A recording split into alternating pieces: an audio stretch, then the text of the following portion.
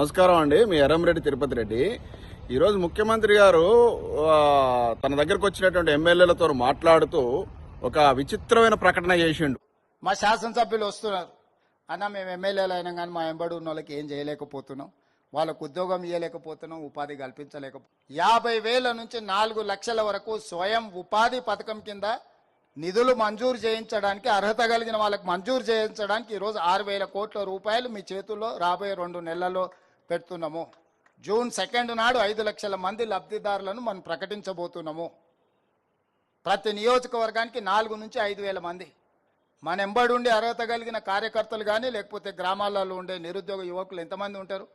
2,000, 3,000 ఉండొచ్చు. వాళ్ళందరికీ మీరు పని కల్పించవచ్చు, ఉపాధి అంటే ఎమ్మెల్యేలు వచ్చి తనని అడుగుతుర్రట, అన్నా మేము ఎమ్మెల్యేలు అయిపోయినాం, మీరు ముఖ్యమంత్రి అయ్యారు, కొంతమంది మంత్రులు అయ్యారు, మన అందరికి పదవులు వచ్చినాయి కానీ మన ఎంబడి తిరిగే కార్యకర్తలకు ఇప్పటివరకు ఏం చేయలేదు. కాంగ్రెస్ పార్టీ కార్యకర్తలకు ఇది నోట్ చేసుకుని ఏం చేయలేదు, మనం ఏం చేయాలన్నా అని అడిగినట్టు. అడిగితే ఇక మన ధర్మాత్ముడు ముఖ్యమంత్రి గారు ఇవాళ అనౌన్స్ చేసేశాడు, త్వరలో అంటే జూన్ లోపలనే 6,000 కోట్లు మీకు ఇచ్చేస్తా, పప్పు పుట్నాల్లాగా అందరి కార్యకర్తలకు పంచేయండి, ఒక్కొక్కరికి 50,000 నుంచి 4 లక్షల వరకు స్వయం ఉపాధి కార్యక్రమాల కోసం మీరు డబ్బులు పంచండి అని. 6,000 కోట్లు ఎవరి అయ్యా? ప్రభుత్వ సొమ్ము. ఉద్యోగస్తులు పన్నులు కట్టినాయి, వ్యాపారస్తులు పన్నులు కట్టినాయి. ఇప్పుడు ఎల్ఆర్ఎస్ పేరుతో ఇవాళ చూస్తున్నా నేను, నోటీసులు వచ్చినాయి. మా స్నేహితులు పంపిరు, ఒక్కొక్కరికి 2 లక్షలు, 3 లక్షలు, 4 లక్షలు ఇంటి పన్ను చొప్పున ఇంటి పన్నులు అని చెప్తూ నోటీసులు పంపుతున్నారు.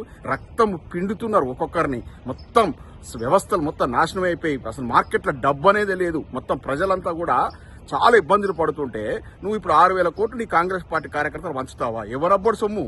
జనపద 10th బిల్డింగ్ అమ్మి కట్టు, మీ సొంత ఆస్తులు అమ్మి కట్టండి. ఒక్కొక్కడు ఇప్పుడు ఎమ్మెల్యేలు ఉన్నారు కదా, డబ్బులు సంపాదిస్తారు కదా కాంగ్రెస్ పార్టీ ఎమ్మెల్యేలు, మొత్తం 12% సర్కార్ ఆడుతుంది కదా. ఒక్కొక్కడు 10 కోట్లు 5 కోట్లు చందాలు వేసుకొని మీ కార్యకర్తలు దాదుకోండి. ఎవడు వద్దరాడు? ప్రభుత్వ సొమ్మును పప్పు పుట్నాలాగా పంచుతారా? అట్లా పంచిన వాళ్ళు ఏమైపోయారో చూసినా గవర్నమెంట్లు మన పక్క రాష్ట్రాలల్లో అట్లా కార్యకర్తలను పెట్టుకొని ఊరికి ఒక ఏజెంట్ని పెట్టుకొని వాళ్ళకి డబ్బులు పంపించిన వాళ్ళు ఏమైపోయారో, ఆ ప్రభుత్వాలు ఏమైనా గుర్తు తెచ్చుకోరు రేవంత్ రెడ్డి గారు. ఇది కాదు, గిదా పాలన నీ దగ్గర నుంచి ఎక్స్పెక్ట్ చేసింది. ఏంది కాంగ్రెస్ పార్టీ కార్యకర్తలకు ప్రభుత్వ సొమ్మును పంచుతావా? ఎవనబ్బ సొమ్ము అది? ఎందుకు పంచుతావు నువ్వు? ఆల్రెడీ 14 నెలల కాలం 1,70,000 కోట్లు అప్పు పట్టుకొచ్చినావు. అటుకొచ్చి మెగా సంస్థ, పొంగులేటి ఇటువంటి కాంట్రాక్టర్లందరికీ 12% కమిషన్ పంచినావు. మొత్తం ఒక్కటి ఏమన్నా డెవలప్మెంట్ ఉందంటే అబ్సల్యూట్లీ జీరో. తెలంగాణలో ఒక్క పని చేయకుండానే 1,70,000 కోట్లు అప్పు పట్టుకొచ్చినావు. ఇప్పుడు మళ్ళీ 6,000 కోట్లు తీసుకొచ్చి కాంగ్రెస్ పార్టీ కార్యకర్తలు పంచుతావా? ఇదా నీ దగ్గర నుంచి ఎక్స్పెక్ట్ చేసింది? ఏం చెప్పినావు? వచ్చిన 100 రోజుల లోపల 6 గ్యారెంటీలు అమలు చేస్తా, ప్రజలను ఉద్ధరిస్తా. నిన్న మన పొన్నం ప్రభాకర్ మండల్లో చేతులు ఎత్తేసిండు. 2,500 ఎక్కడిది?